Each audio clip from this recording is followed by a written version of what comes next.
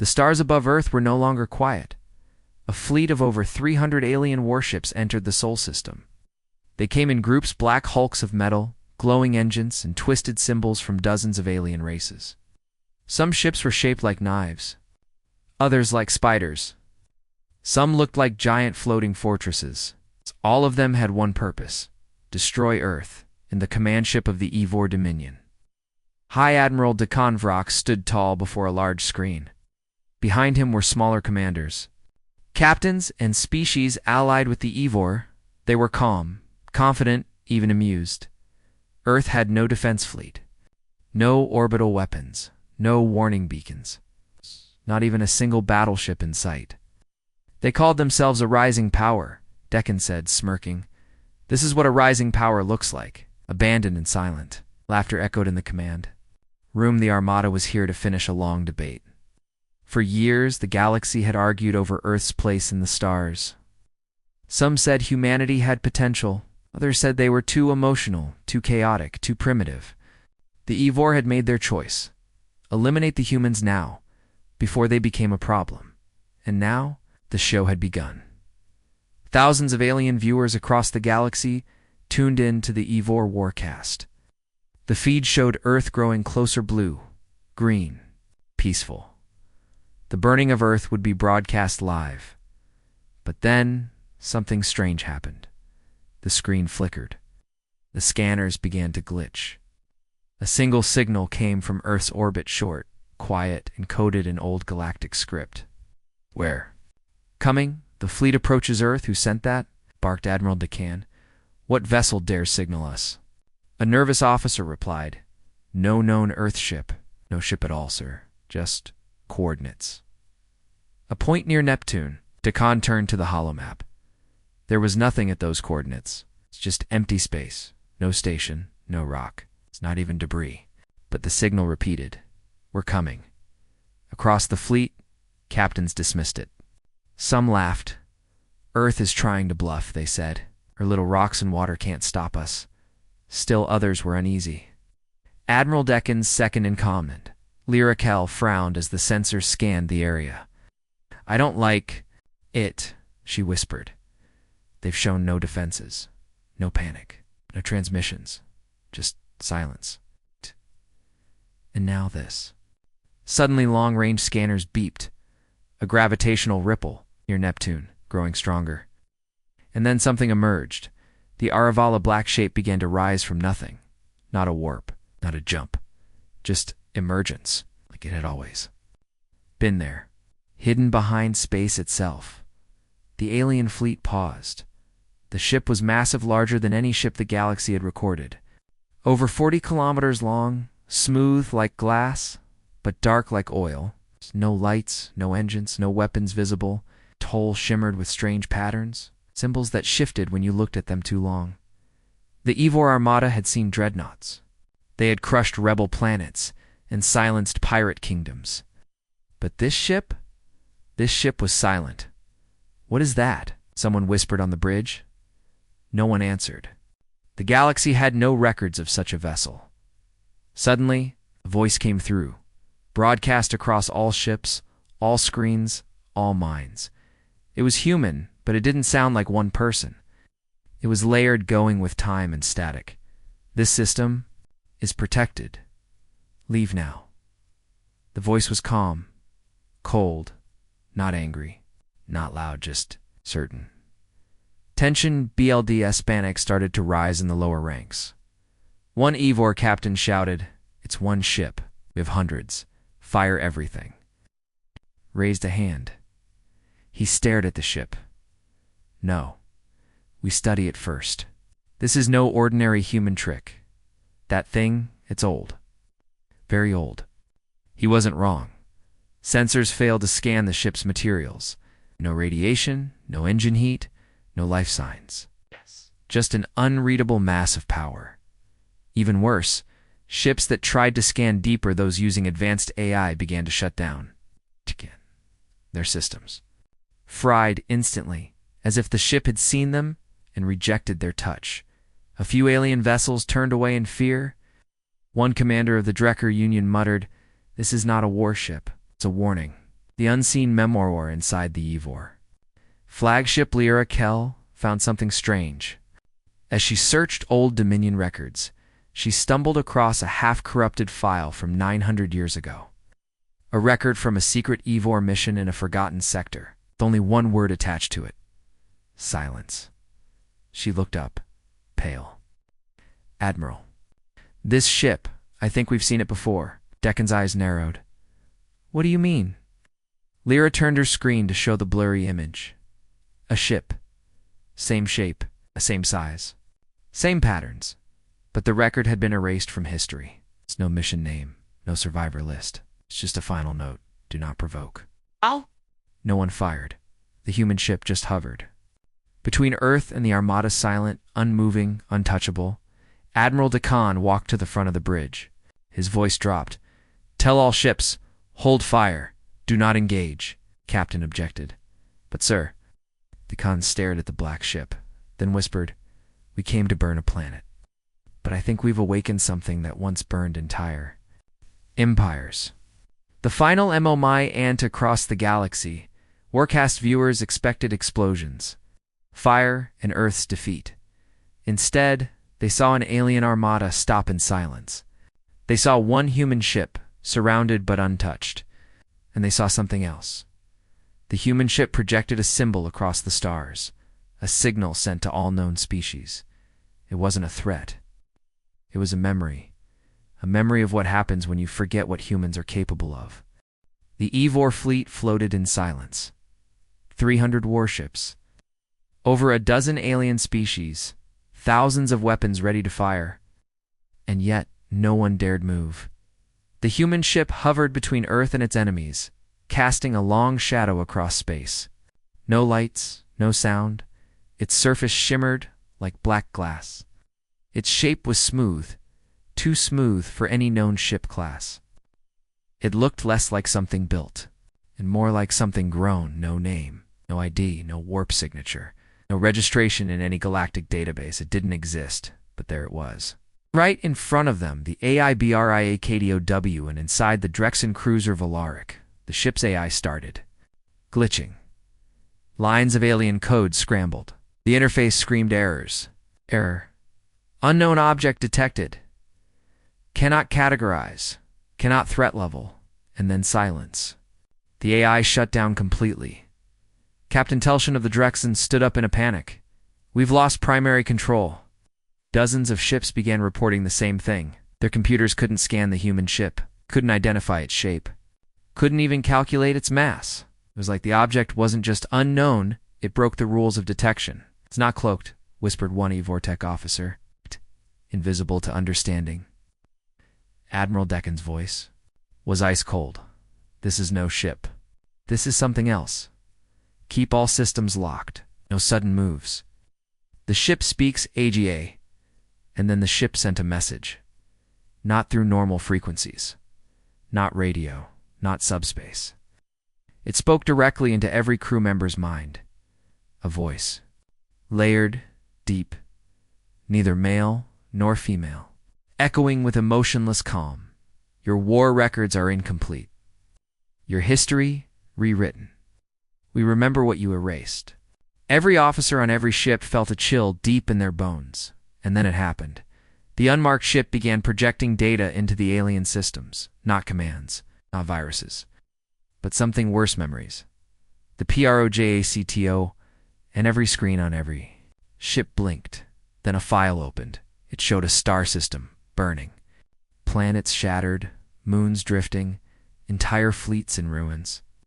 And in the middle, a ship. This ship. The same shape. The same darkness. The same silence. The video had no sound, just visuals. A fleet of unknown species trying to flee, scream, began. Then they vanished, not destroyed, erased. Admiral Deccan stepped back. His skin went pale. This footage, it's over 1,000 years old. This battle isn't in any archive, not even the Dominion vaults.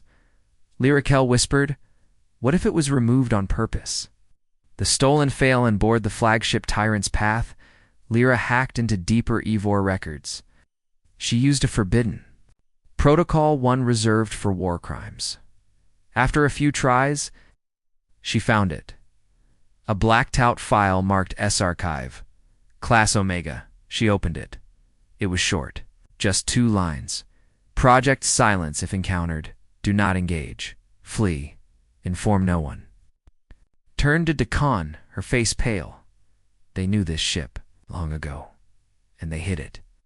The first DH, suddenly an impatient alien Captain Commander Brick of the Karnath Legion, lost his temper. "It's a trick," he shouted. "A fake. I'll destroy it myself." He activated his warship's main cannon and fired directly. At the human ship, everyone screamed at him to stop. Too late, the plasma bolt struck the side of the ship, disappeared. Not exploded, not deflected, just gone, like it had never existed. Then Brick's ship began to glow. Red lines spread across the hull. Crew members shouted, systems failed. And in under 10 seconds, the ship blinked out of existence. No debris, no sound, no sound. Panic in the FLE-TV Warfleet lost all discipline. Several ships powered down weapons. Others began backing away slowly. Few tried to cloak, but it didn't matter. The human ship made no move. No weapons, no energy surge, no visible defense. It had simply decided that ship should no longer exist. And so it didn't. One Grelic admiral whispered, "Into her comes, I think that thing isn't destroying ships. I think it's editing reality." The unseen Laogeis Admiral Dakan ordered full silence across the fleet. He needed to think, to understand. He called an emergency council of the highest commanders. Holograms of over 20 species appeared. In his war chamber, "This ship breaks every law of war, every rule of physics. We have to assume this is not human-made," one captain replied. "But it speaks with a human voice." Another, "Then perhaps it's something humans found and reawakened." The Grelic admiral added, "Or perhaps it found them." The human touchback on Earth. Humanity watched the standoff unfold. But strangely, Earth's own systems didn't respond. No global alert, no panic, no military scramble. They weren't surprised. They weren't afraid. Because deep under Antarctica, inside a forgotten mountain base, a group of scientists stood before a console. One of them, an older man with silver eyes, whispered, "It worked. It hurt us. After all these years, the Ark has returned." Another asked, "Should we guide it?" He shook his head. "No, it remembers better than we do." Ending SUSPNS, the black ship slowly rotated, revealing new patterns on its hull symbols that looked like ancient warnings. Then another message entered every mind in the fleet. "You have not seen war. You have only seen conquest." Comes next is balance. The ship didn't attack, didn't need to, because now the fleet feared it more than any weapon they had ever seen. The Evor Armada came to destroy Earth. Now they weren't sure if they could even leave. End of. Part 2. Admiral Dakan had never feared war. He'd destroyed rebel worlds, crushed fleets, burned cities under his command. The Evor Dominion called him a war legend. His name alone made smaller species surrender. But now, he stood aboard the Tyrant's path, watching a ship that shouldn't exist, doing things no ship should do. A Karnath vessel had fired first. It vanished without a sound. No wreckage, no explosion, just erased, and the black ship no name. No lights, no weapons still floated. In silence, it hadn't moved. It hadn't reacted. It had judged. And that terrified Deccan more than any fleet ever had. Flashback data, Uena Losaku, Cost, the Evor flagship. Screens blinked again. The strange human ship was now broadcasting again, not into minds this time, but into computers. It dumped a massive memory file directly into the fleet's shared database. Even ships that had firewalls or were offline had it now. It appeared as a folder. Archive. Silenced species each file contained. The name of a species, a star system, a brief note. Interference, judgment, removed. A final line, witnessed by Earth. There were dozens of these, Many of the species listed were unknown to the current galaxy. Lyra Kell scanned the list, whispering these names. None of them exist today, not even in extinction records. The censored Truth Lyra called Admiral Dakan into a sealed room. She looked pale. The kind of pale that only came when history itself was a lie. "Sir, I found something in our Dominion core records. Something buried under 7 firewalls." It was tagged as erased, but this ship reactivated it. She opened a single image. It showed a star map over 2,000 years ago, and on it dozens of once-living civilizations wiped from modern knowledge, entire regions marked lost to anomaly. And floating in the middle of the map, a shadow, a shape, the same black outline. As the ship now hovering near Earth, Dakan leaned in, his voice low. "This isn't the first time it's appeared." Lyra nodded. "And every time it does, silence follows." The human COO Anissa, AGO and back, under Earth's polar ice, inside the mountain base. The old scientist named Dr. Marcus Rohn accessed a sealed chamber.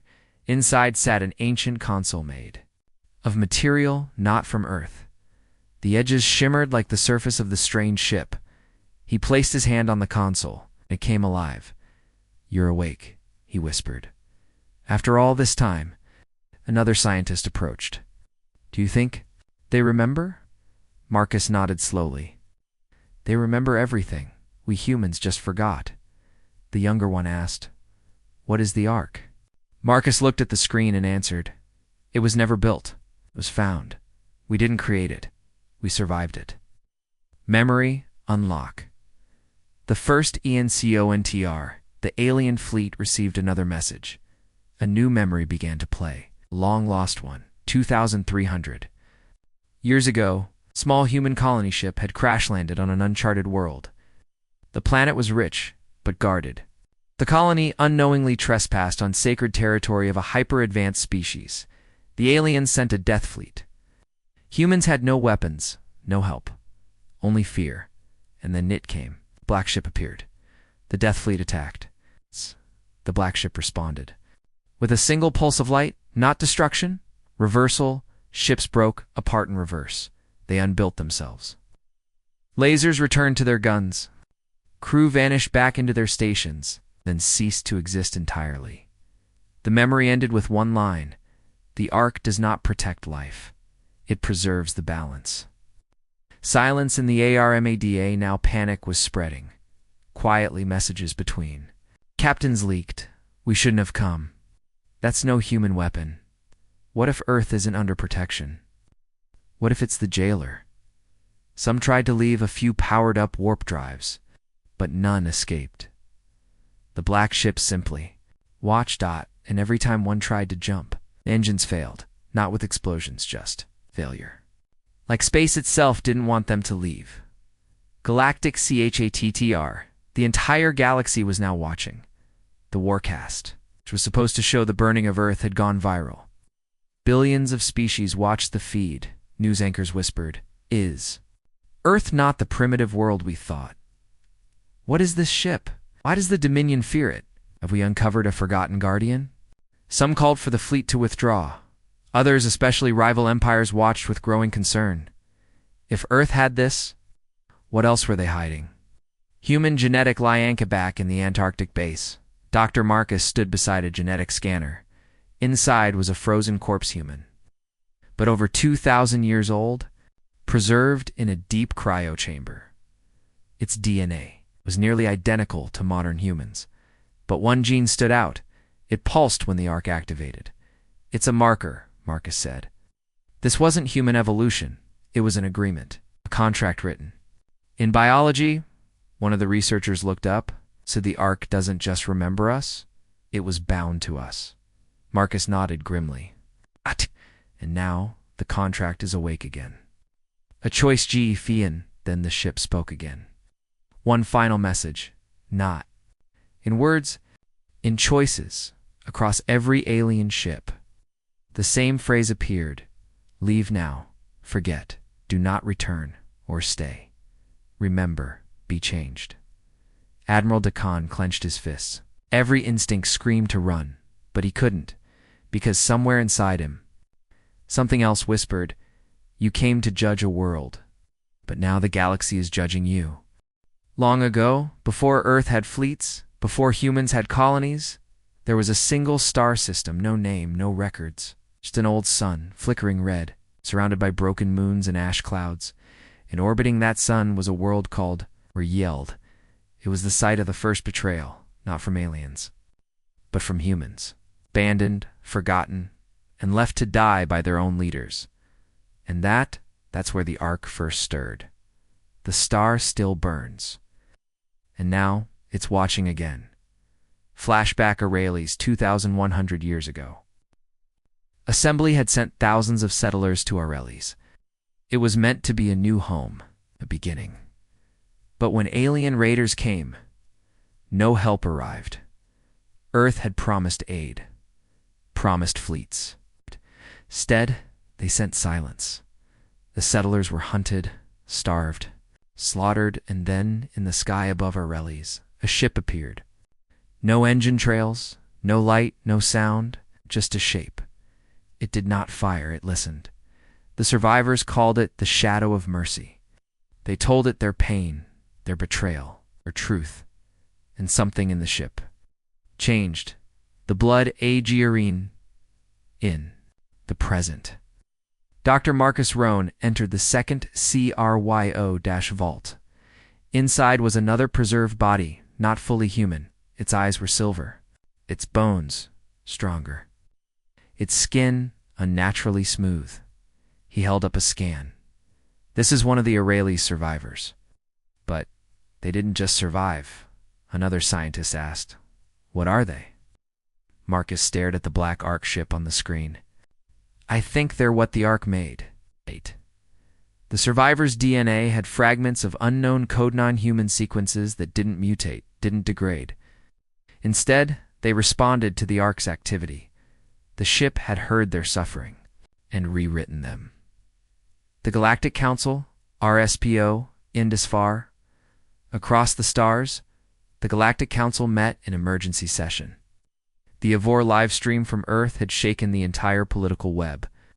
The Harnix Imperium demanded a full retreat. The Volari Senate wanted the Ark studied. The Jarrell Syndicate offered to salvage Earth for technology. But one voice silenced the room. An old Valeri priestess stood and spoke. "This is not a weapon. It is a witness. It saw what the galaxy truly is. And now it demands balance." Silence followed, because no one could deny it. This wasn't just about Earth anymore. This was about what the galaxy had become. On the FLAG's SIP, Admiral Deccan watched the stars. The Ark hadn't moved since erasing the Carnath vessel. It just hovered, silent, cold, and massive. Suddenly, a transmission reached his console. It wasn't from Earth. It was from a system, long forgotten. AUREL's coordinates, a single file, a memory. He opened it and saw something horrifying.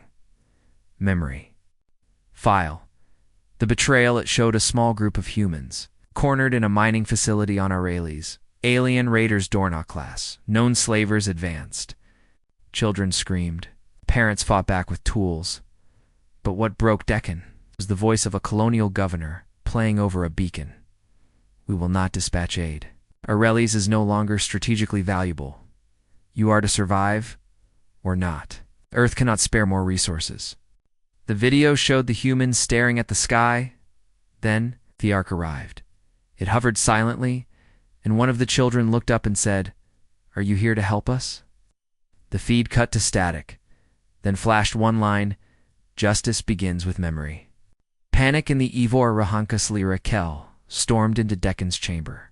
"Sir, 3 more ships have powered down. Crews are refusing orders."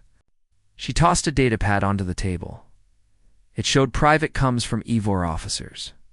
"This wasn't what we signed up for. They lied about Earth. They hid the Ark. What if we're not the heroes?" Deccan slammed a fist down. "Came here to end a threat." Lyra answered coldly. "No, Admiral. You're the threat. And the Ark knows it. Earth's strange CIL, despite the entire alien armada sitting above them." Earth hadn't launched a single counterattack. No missiles. No fighters. No panic.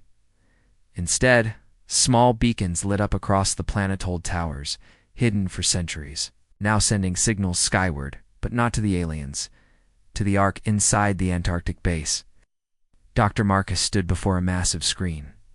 Each light, pulsing, represented one thing, a human with Ark-compatible DNA. And now, over 18 million people across Earth had begun to glow. "They're remembering," Marcus whispered. "The Ark doesn't protect Earth. It protects what Earth chose to. Forget." A second ship, AWAKS, suddenly, space trembled. Not an explosion. Not a ship jump. A shift far on the edge of the system emerged from behind Mars, identical in shape, same black surface. No ID. 2 arcs. The alien Armada panicked. Command ships screamed for orders. One Grelic officer fell to the floor, whispering, "They're not ships, they're judges." And then a third arc emerged, this one from deep below Earth's oceans. 3 now. The final WAR, and I'm across every screen in the alien fleet. A message blinked in glowing white letters. "You came to erase our species, but you forgot the one thing that can never be destroyed, memory. We remember." One by one, the arcs turned toward the alien ships. No weapons, no shields, just silent, patient judgment. The Evor had come to watch Earth burn now. They were the ones being watched. The Evor Armada had faced rebel worlds, had crushed rising empires, had turned suns into weapons. But nothing had prepared them for silence. Not the peaceful kind. The waiting kind. The kind that meant something old had awakened. And was watching above Earth, 3 dark ships. The arcs hovered without light, yet every star seemed dim beside them. The alien fleet tried to scan them. Useless. No data. No tech. Could understand what they were made of, and then it began. Not with weapons. Not with warnings. But with Earth speaking for the first time. A single message left the planet, and it simply said, "You've mistaken kindness for weakness. This is your only chance to turn away." Dano Admiral Dakan was not a man who backed down. His fleet was still massive, over 200 warships, 3 dreadnoughts, and a planet cracker ready to fire. He sneered at the message. "They talk like giants, but they bleed like all animals." He gave the order. The planet cracker charged. Earth's largest command base in northern Canada. The weapon took 90 seconds to power. It never fired, because something tore. Through space, like a spear of night, a pulse-pure black energy ripped. From one of the arcs, the dreadnought didn't explode.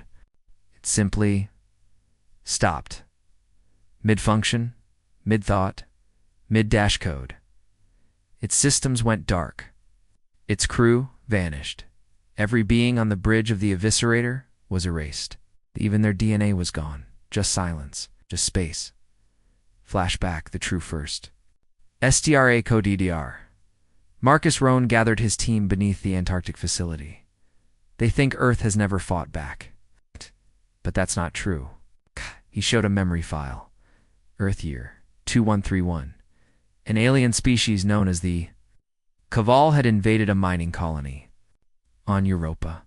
They enslaved thousands. Earth, still young and weak in space tech, had no chance to save them, except one colony worker was descended from the Aureli's survivors. The Ark responded. It arrived, ignored all orders, and erased the entire Gaval fleet. The message it left behind? You do not touch what bleeds for peace. Present the Armada Ferris CTURAs. Now in Earth orbit, panic spread. 5 ships turned to run. They vanished instantly, not destroyed, just ... Undone, other captains begged for orders. Some prayed. Others screamed. Admiral Dakan stood frozen. Eyes locked on the Ark closest to his command ship. Then a cum came through from Earth again. You came to fight primitives, but we were made to survive monsters like you. Now we remember, and the Arks remember everything. Earth's secret bases, acity across the world, hidden facilities began lighting up in Siberia, Kenya, in South America.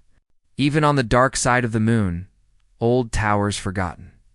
Before humanity even had satellites rose from the ground, each structure sent one signal upward, a recall command, and in response, a fourth arc emerged from Saturn's rings, but this one was different. It had Earth's flag marked on its side. It had a name, S. Vindicator. It was built by humans, but guided by something far older.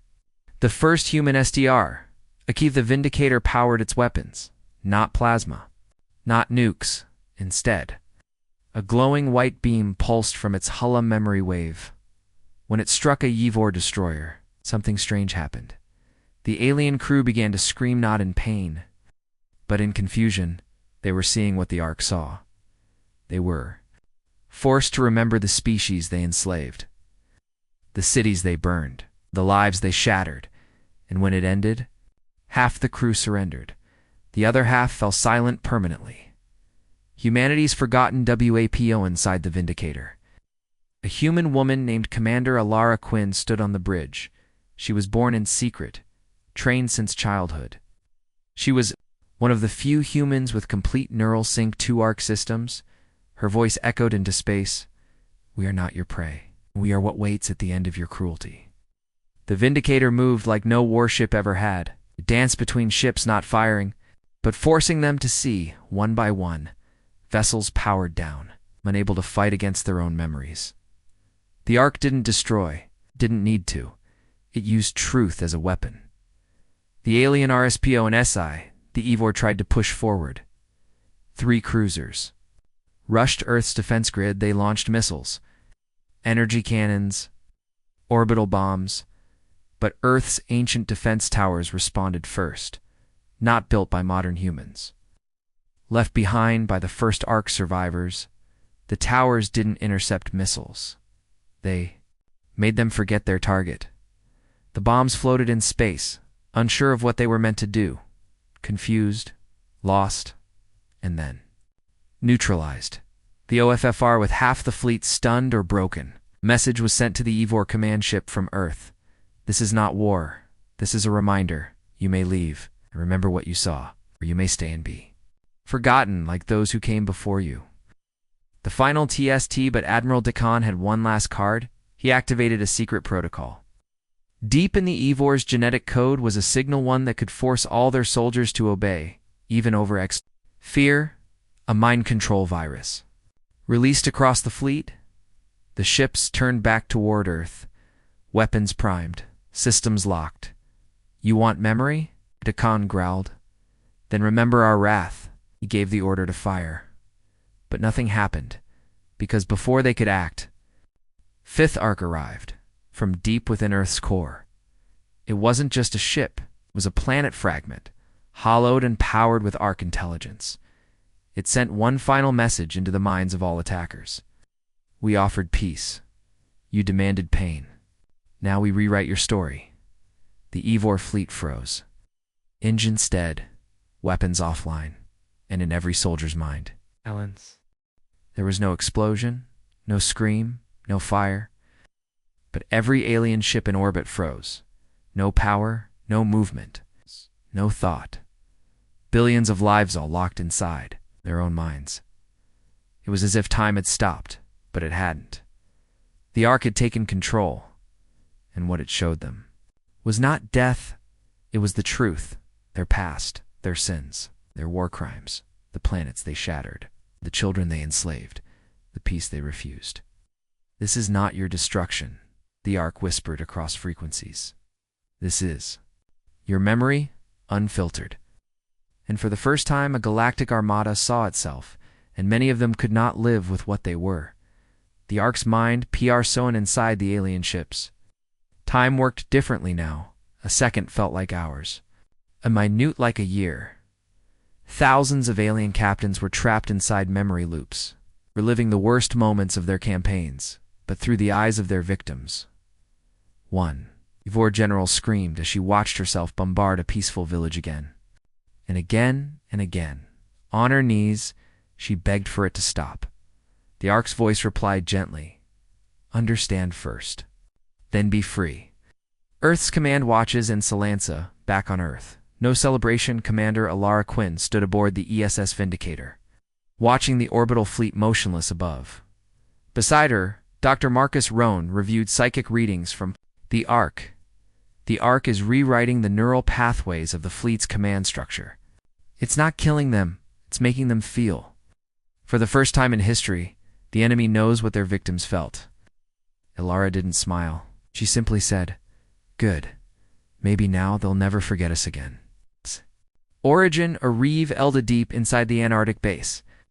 A hidden chamber opened for the first time in 400 years. What lay inside wasn't just data.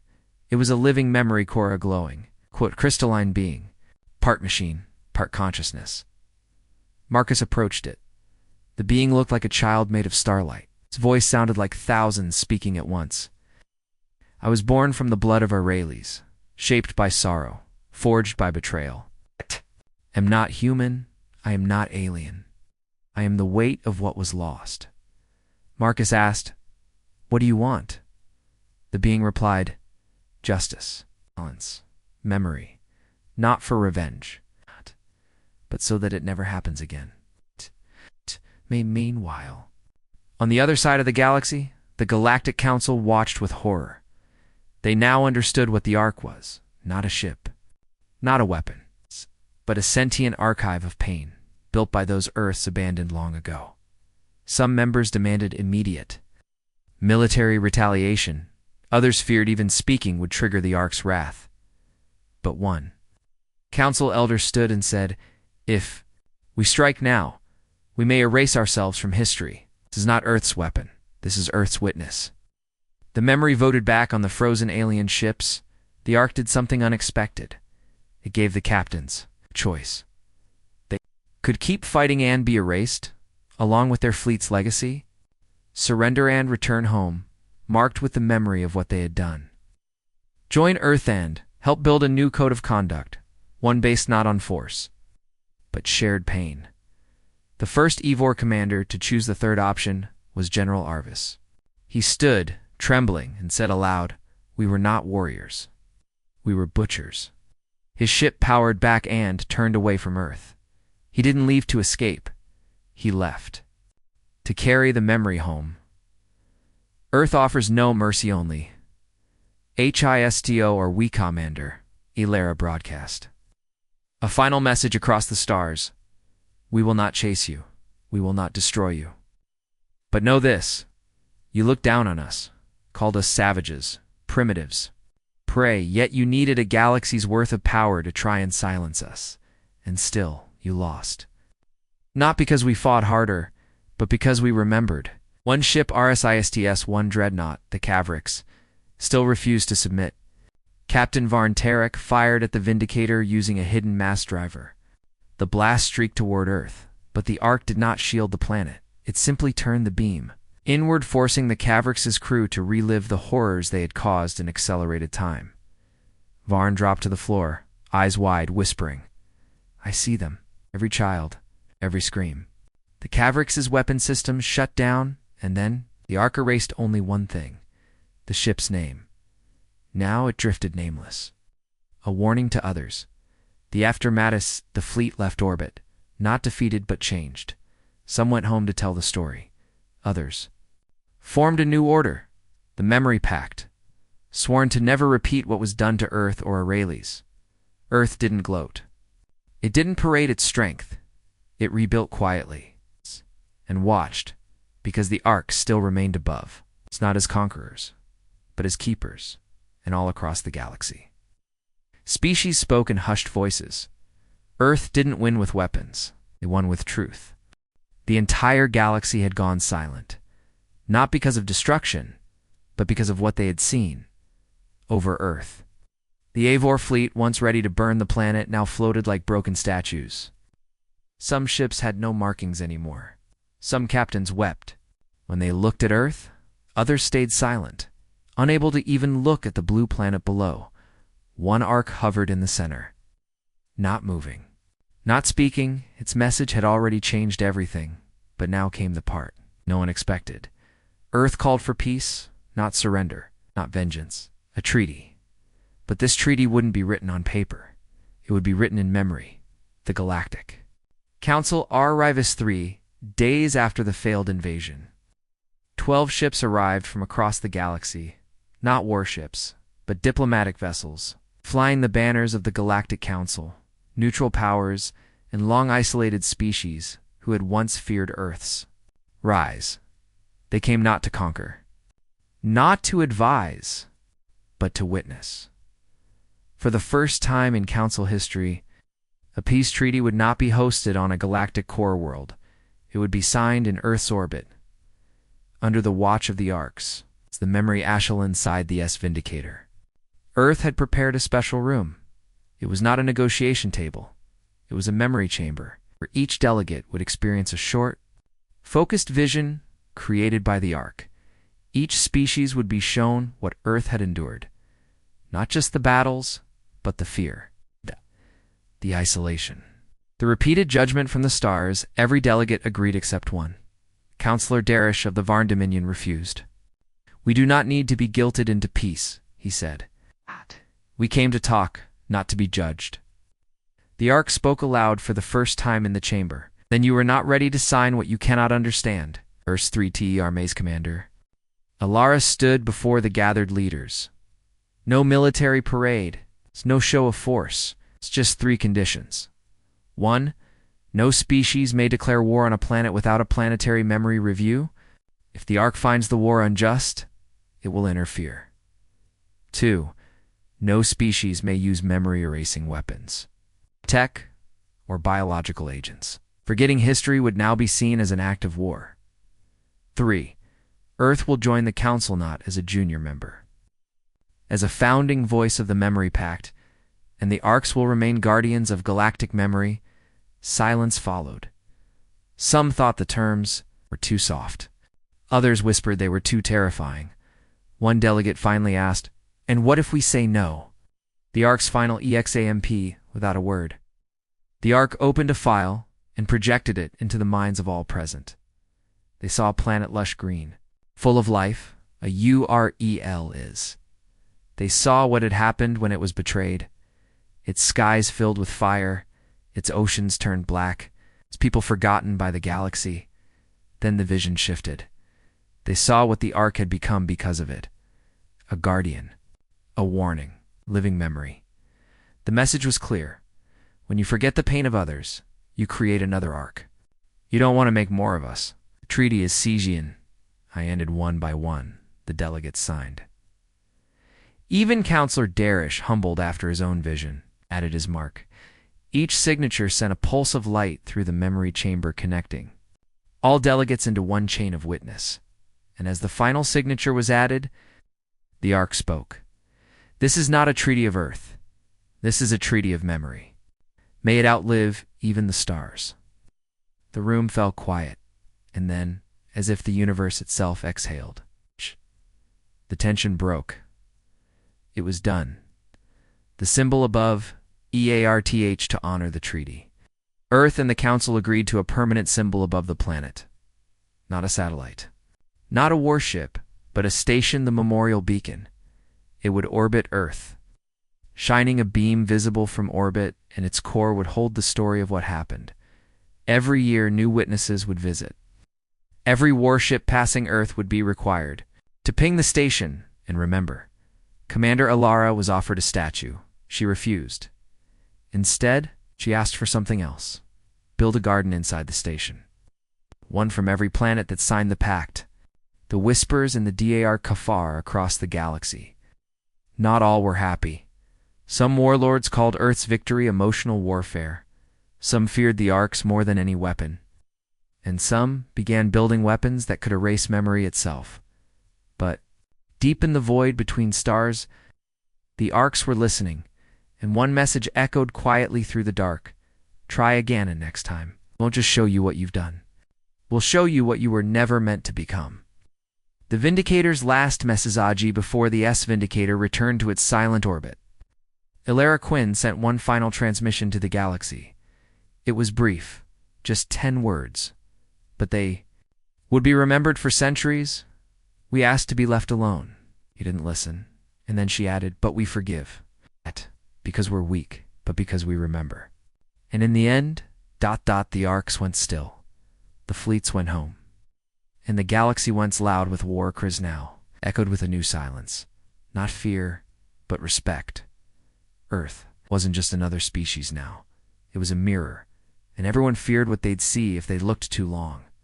No engines moved, no trade ships jumped, no broadcasts echoed, no species spoke. For the first time in galactic history, all stars went silent.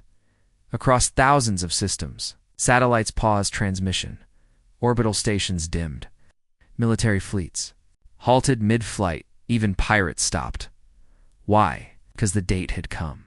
The memory pact required it. Every year across the galaxy, one day would be set aside. No war, no weapons, no politics, only remembrance. And that day had a name whispered by every species, Earth's Day of Echoes. The day the galaxy finally listened. A small planet with a big voice. Earth looked like any other world from orbit.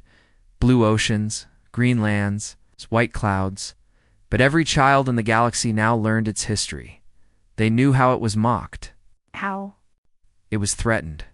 How a fleet came to burn it, left in silence. They learned about the Ark, a ship born of sorrow. They learned how Earth responded to fear, not with destruction, but with memory.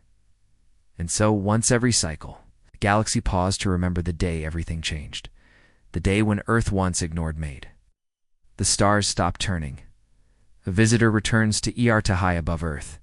The memorial beacon drifted in orbit. It was quiet, peaceful. A floating garden built from over 80 worlds. And in that garden, a strange figure walked alone. General Arvis, once commander of the Evor fleet that tried to destroy Earth. Now older, marked by the visions the Ark showed. He placed a small silver flower into the soil. It came from Vorntel, a planet the Evor once poisoned. They asked for peace, he whispered, and we brought fire. Now, I bring what's left of their world, so they'll never be forgotten again. The Ark awakens one last Tima. Soft hum echoed across the stars. The Ark, the original one that saved Earth, sent out a single pulse. Just one. And every Ark scattered across the galaxy answered in return. They did not speak. They did not interfere. They simply broadcasted a memory into space. One unified vision. It showed Aurelius before its fall, its long wait and silence, the battles, the truth. And finally, the treaty. It wasn't a threat, it was a reminder. Because memory is not about power, it's about never making the same mistake again. Council's new CHRT are far away. In the capital system of the Galactic Council, the Grand Chamber stood full. The new memory charter was ratified on Earth's Day of Echoes. It included memory review boards for all planetary conflicts, mandatory Ark access for all new leaders, a permanent human seat on the Galactic Council equal.